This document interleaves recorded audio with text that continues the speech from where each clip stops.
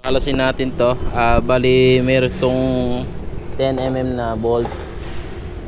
Tapos may 12, dalawang 12, 1, 2, tapos isang 10. Kakalasin lang natin.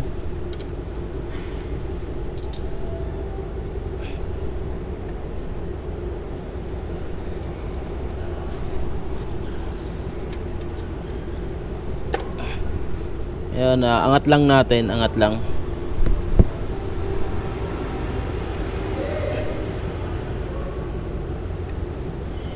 So yan, nakita nyo mga boss yan, oh.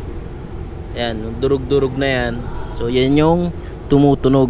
So yung maliit na yan, yung tumutunog, napaka-hassle. Yung maliit lang, yung bushing na yan, yung yan lang yung papalitan.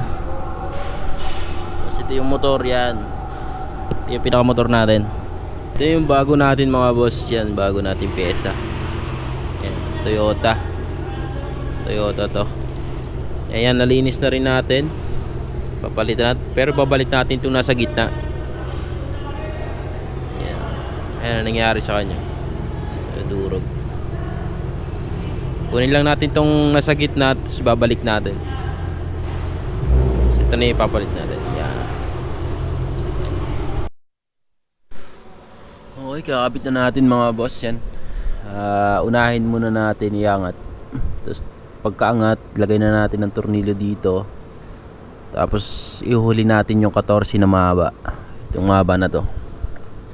Yan, diskartehan lang natin para masalpak natin ng maayos. Okay.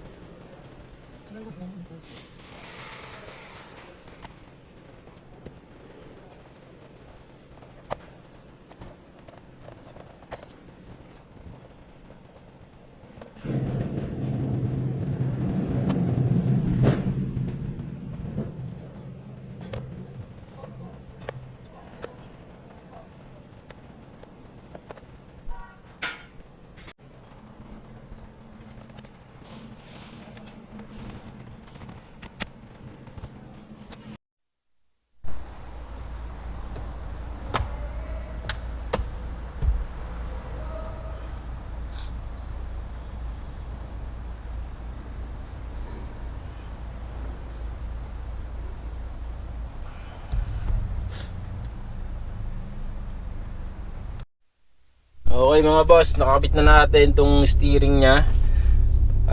Nakabit na rin natin yung mga binaklas natin. And ito, naka-start na. And check natin kung may tutunog pa.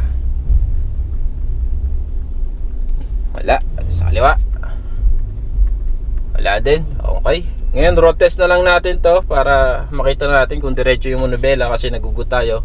And kung may kaunti, alay na lang natin. Okay, ayun lang, tapos na to. And wala na siyang problema na tunog na dami niya pinalitan. May shock, nagpalit siya ng shock. nakita ko na bago yung shock niya, wala, hindi rin nawala yung tunog. So ito na, na-fix na natin, naayos na natin mga boss. Sunod na vlog, thank you, samahan nyo ulit ako.